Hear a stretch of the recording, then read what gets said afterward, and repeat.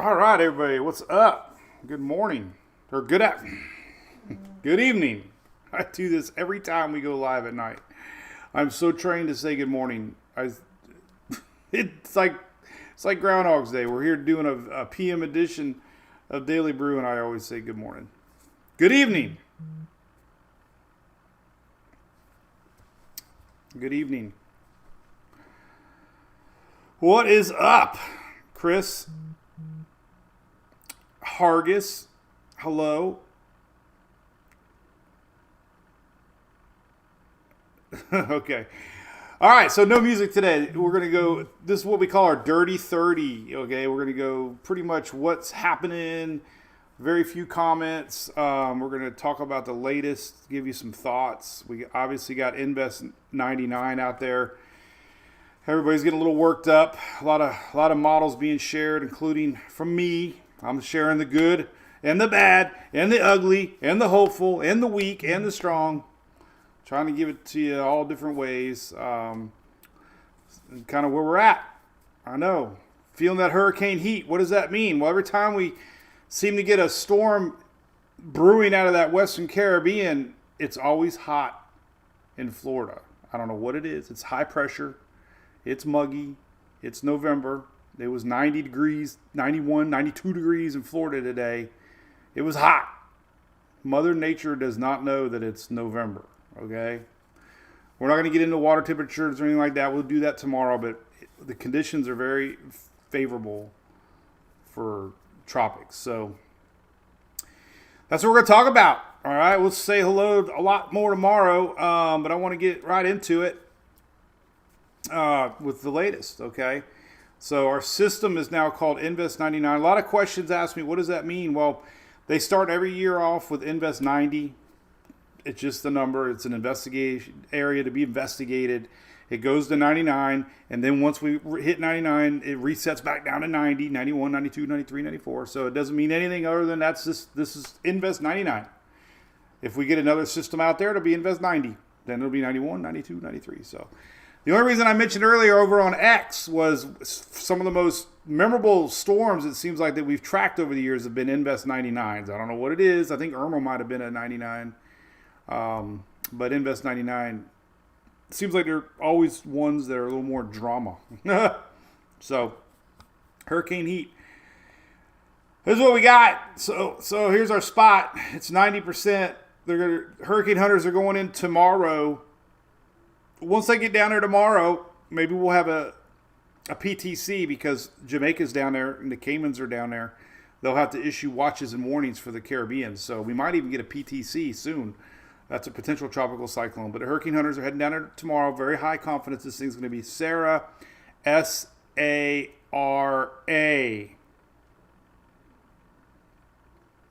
Not with an H. We have a Sarah with an H. Sarah without an H is bringing an H, unfortunately. All right, so once again, welcome everybody. This is Daily Brew. My name is Mike. We've been streaming live since 2016. As soon as Facebook started, now we're on X and Instagram and TikTok and YouTube and everywhere else. I am not a meteorologist. I am not anybody to take official information from. We just share models and maps. Always trust the National Hurricane Center, which is on screen right now, and your National Weather Service and local meteorologists for official information, okay? So here's what our storm looks like right now. It's a big, broad low, but we actually have some decent mid-level spin right now. This is 700 millibar, man. This is it doesn't look like much now, but there is actually a lot going on in this picture right here. So we do have a low pressure setting up here close to Jamaica. It's all coming together. There's very light wind shear down there and very warm waters, everything that this needs. It has spin, it's a tropical wave, so we're definitely going to see some sort of organization. This is what it looks like now. You can see Jamaica right here. Let me outline it in case you can't see it. There's Jamaica, big flare-up of convection, so it's definitely trying to get organized. It's a slow process. Pressures are not that low right now, but it's happening, okay? And it will happen more than likely. So let's look at all the latest spaghetti models, all the latest thoughts, where this could be going. We're looking at a potential hurricane in the Caribbean Sunday, Monday at the earliest.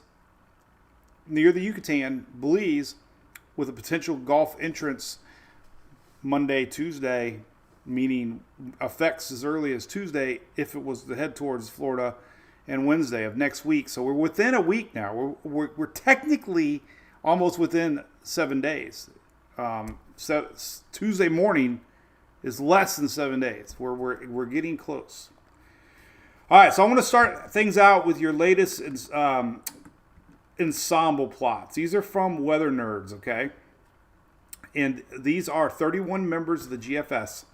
And what is important to showcase on these right now is the turning up, these stalling out. I described it earlier. We got a high pressure atop of Florida right now. That's why it's so hot and muggy out there. This high pressure is also squashing our system from going anywhere right now. So it's going to meander down here in the Caribbean for a couple days.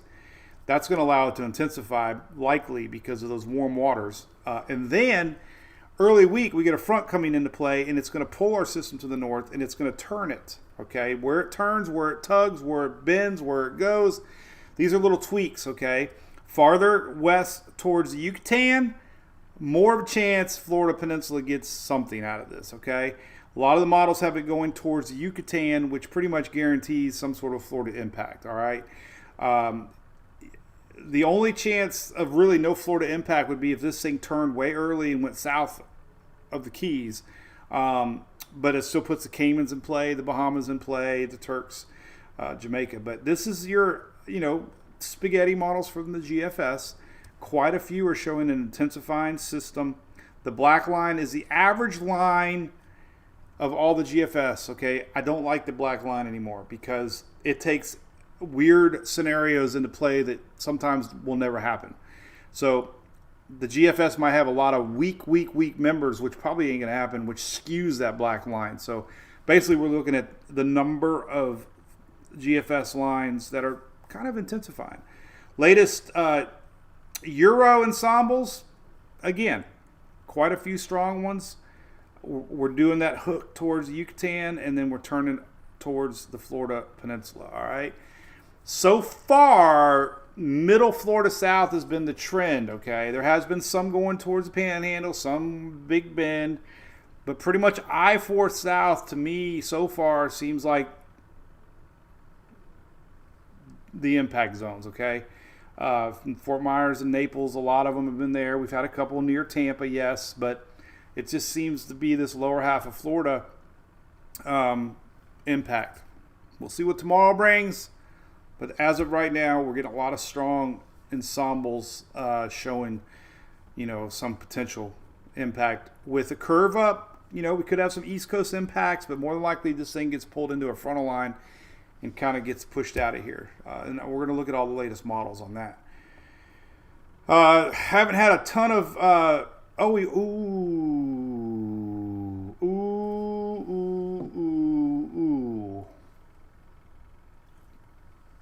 Been waiting all afternoon for these 00Z models to run. We might have our first spaghetti models that just came out, like within the last 5 minutes, okay? These the real spaghetti models. 10 city models and tropical tidbits showing you Cat 2, Cat 3, Cat 4, okay? Not good. Okay, this could be strong, okay? I mean, this is 120 hours out, 5 days from now. Start to see a little bit of weakening, maybe by day 7. But the question's always been, and what we saw with Raphael, if it's very strong in the Caribbean, it's not going to weaken a lot towards Florida. It will weaken, but does it go from a 3 to a 2, to a 4 to a 3, to a 2 to a 1? Does it really matter? Impacts regardless. But we are seeing the weakening, and I'm going to show you. We have some shear. It'll be sheared system a little bit, pushing winds and rains to the east. There's a little bit cooler water. Now, when I say cooler, it's cooler than the Caribbean, but it's still in the 80s. But, with the frontal line, there will be some wind shear. But these are pretty aggressive intensity models all the way to day 7, which could be close to landfall. We're seeing some big ones. Now, let's see if the spaghetti models came out. Drum roll. Here we go. we do. We don't. We have some. We don't really have that many yet. Okay. There's a couple. Not what I was hoping. So we're waiting on more. But this is what we're seeing: a slowdown, stall, and then a lift to the north. That's likely going to happen. So we really didn't get the spaghetti models yet that I was hoping to see.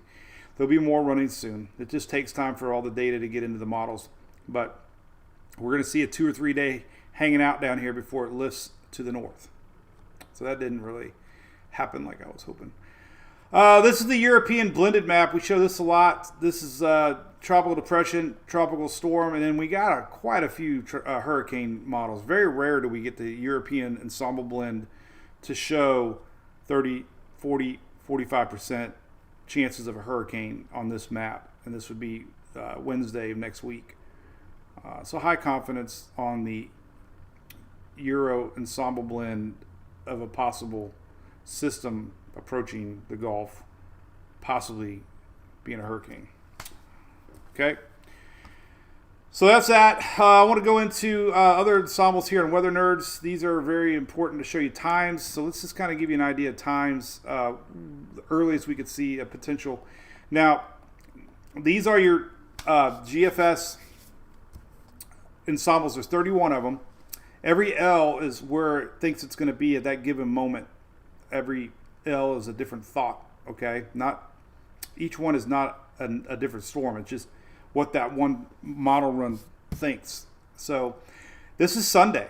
This is Saturday. This is Saturday going into Sunday. It's very little movement. So this thing isn't going to move in the next several days. But the timing of this front is everything. Okay, there's a front coming into play. It starts to lift our system up here on Monday.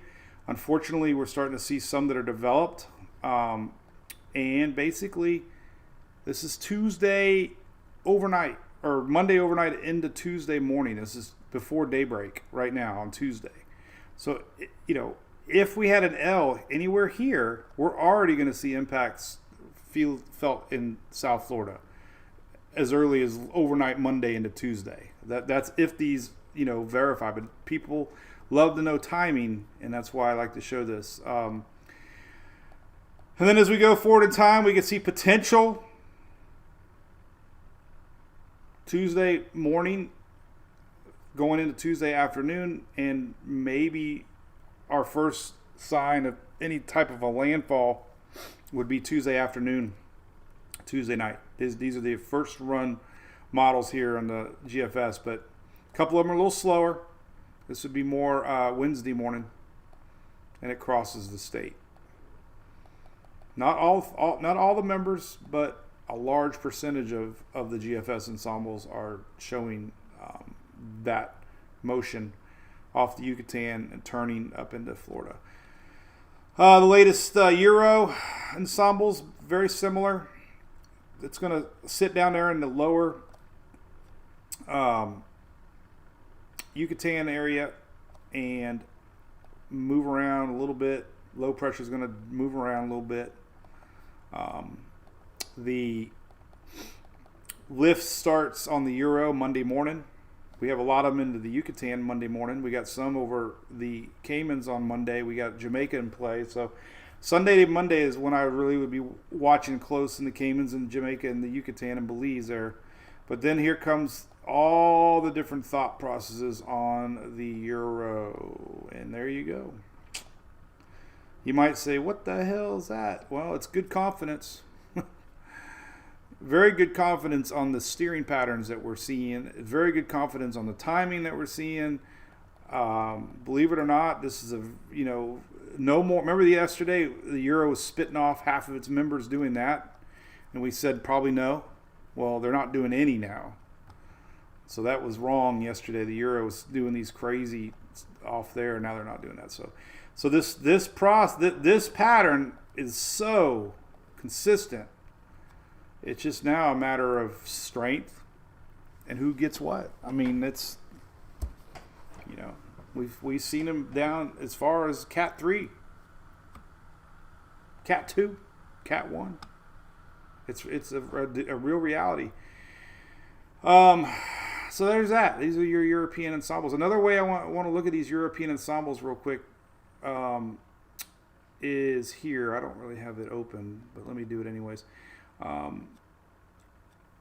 Since we're talking European ensembles, another little trick here on the European ensembles is looking at the amount of strong systems versus weak systems on the 51 members of the Euro, and we're seeing quite a few in red, a lot in red. Red is 960 to 979 millibar, okay? So that would be, pretty strong systems. A lot of them are showing that 970, 70, 70, 60. So the Euro is very aggressive on a hurricane. Maybe a Cat 2 plus hurricane. So red is bad. Red is strong on these. All right, so let's see. Let's look at the individual model runs. Let's see if the hurricane models have come out yet. Hurricane models have not. Damn, man. It's like we just got to wait. They're very good at intensity, okay? We just don't have any out yet. So we're going to have to wait. The hurricane models are the best when it comes to hurricane intensity. These operational models usually are pretty far off on intensity, but they're usually pretty good on track. So these models, like the Canadian and the Icon and the Euro and the GFS and UK, they read upper level steering currents very well. They just don't do a very good job predicting intensity. All right. So let's show you the latest on Tropical Tidbits here. Very, very, very similar on all these runs. Very similar. One run is going to be different today than it is tomorrow. This far out, 7 days, you're looking for patterns. You're looking for consistency. It's impossible 7 days to predict an exact location. It's impossible almost 2 days to predict an exact location. Now the cone, we're kind of developing that cone right now in our heads from these models. And that cone is anywhere that the eye can go. And you got to remember the effects of if you're new to hurricanes, you shouldn't be new to hurricanes now after this year, but the effects are way outside this center, so we don't focus on that at all. Now the Canadian is very weaker, and it's showing this. Okay, so Sunday we're starting to see a possible developing hurricane, 997, 996. Again, we don't look at intensity, unfortunately. But here's that front coming down on Tuesday. And this is pretty much everything. We're going to see a lot of sheared rains and winds out ahead of this thing. We're going to have a lot of winds coming in. This is going to help weaken our system some. It's hard to tell. Sometimes fronts can help systems too, as it can help pull in that extra moisture too. So I don't like to talk intensity as much as the steering patterns and the effects. But here's your Canadian showing a lot of eastern side rains, and there you go. It's pretty smack dab in the middle part of the state, and it merges with that front, and that's so common this time of year. Now the GFS is totally aggressive, showing a 933 hurricane on Sunday, 928. Possible, yes. Possible, yes.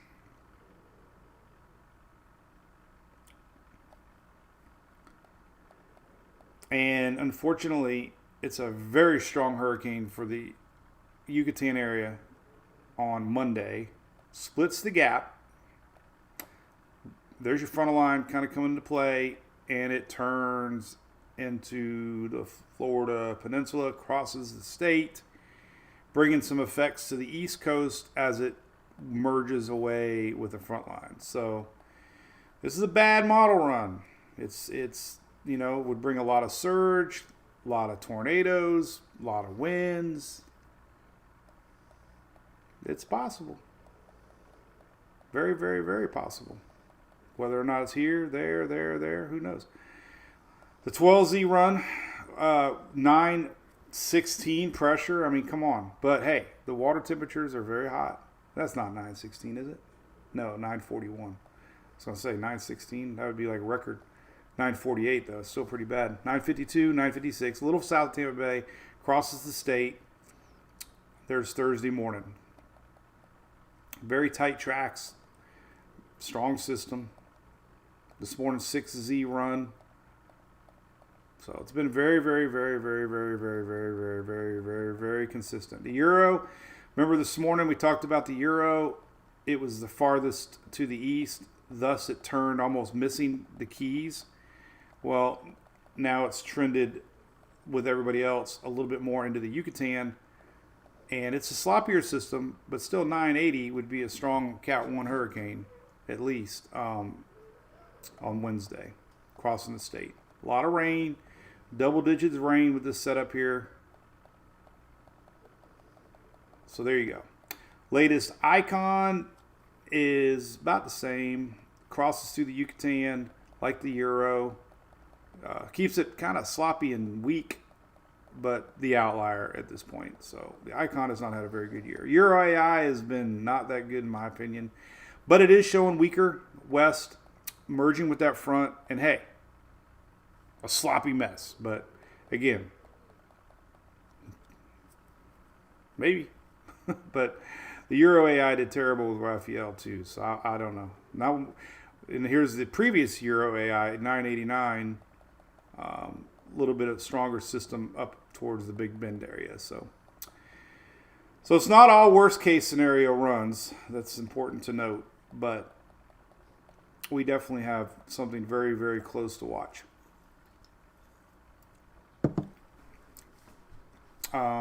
Let's see what other models we got. We have no hurricane models yet. HWRF.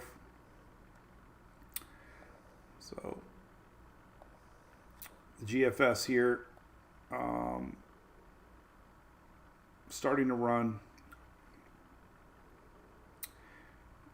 This is the main run, basically, the one we just showed.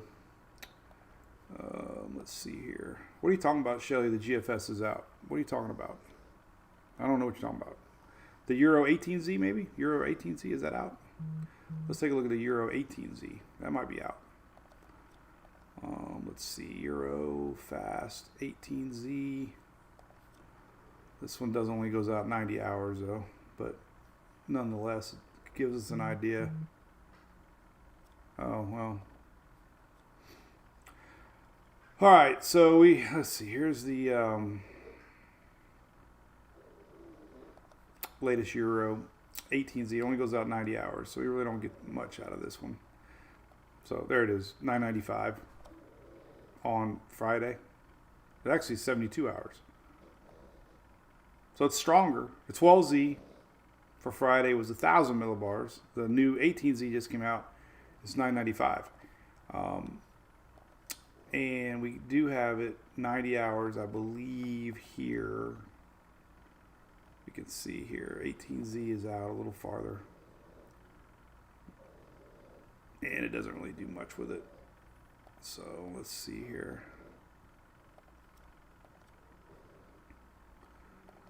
Let's see, Central America, we'll go pressure, and 983. So the latest Euro here is 983 on Saturday morning. 12Z for Saturday morning had it at 994. So basically the Euro more aggressive on the 18Z. It only goes out 90 hours. But this 12Z from earlier today, it was a 995 pressure. And the latest 18Z now is 983 pressure. So quite a bit stronger in the short term. The GFS Saturday morning was showing a lot stronger system, a 948. So split the gap. We could still have a pretty dang strong hurricane in a few short days here down in the Caribbean. So anyway, So there's that. A lot of good information, I hope. I had this new graphic here on weather models. This just kind of gives you the idea on the latest 18Z GFS, what the wind max could be if it was what the GFS showed. And you can see we would have hurricane winds all the way through the state. This is a landfall north of Tampa. It'll change, but again, we're getting a pretty good little cone here. Unfortunately, this has kind of been the hot spots of the majority. But these whiter pinks are 85 to 90 mile an hour wind gusts. We can see it through the state. I don't have to tell you that would create a lot of power outages. We got a lot of rain, unfortunately, coming.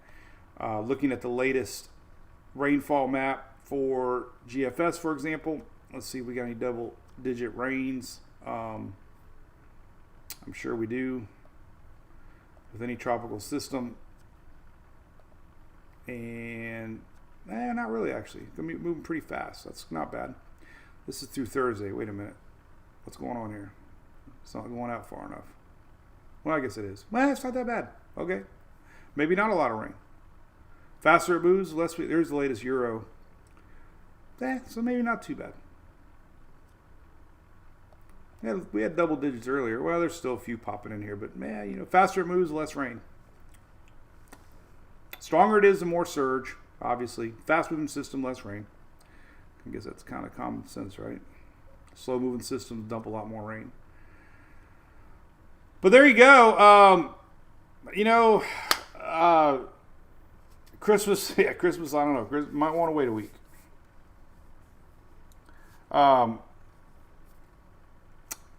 So we got a lot of models, developing this into a potential hurricane. A lot of models are developing this into a major hurricane. The steering patterns are pretty consistent with this lingering down in the Caribbean for a few days. Overall, weather conditions seem favorable for development. We have this favorable MJO phase. We have ocean heat content. Water temperatures are very hot. We have light wind shear from La Nina overall, 20, 30, 40 mile an hour less wind shear than normal this time of year. So everything's, saying this is going to be strong. How close it gets to the Yucatan means a lot. And this thing exits the Yucatan Gap. Unfortunately, that probably means a Florida impact, with impact starting possibly Tuesday into, Tuesday, Wednesday landfall. So yeah, we got a lot to watch. Tomorrow morning is going to be very important because we're going to see a whole run of hurricane models. The HWRF and the HASS models and the HMON models are very good intensity models. We'll get those in the morning. They're very believable, very believable, very believable. I'm very in tune with those models and changes my messaging a lot once those models come out. Rarely do you see the GFS and Euro this aggressive on intensity, so that's a little worrisome. And like I said, we don't judge hurricanes on cat levels. Cat 1s can be just as bad. So got a lot to watch. Okay, so there you go. Hope it was helpful. We'll be live tomorrow longer in the morning at 9:19 Eastern. Nothing's official yet other than we got an area that's 90%. And with likely Florida watching close. Okay? Next week. It's very possible to have a hurricane. The conditions are there. And it's possible to have a major hurricane. So, but I'll be live in the morning as always. I promise. We will be there. All right. Have a great evening. Thanks for tuning in here, and we'll catch you here in about 12 hours and 20 minutes. All right. See you.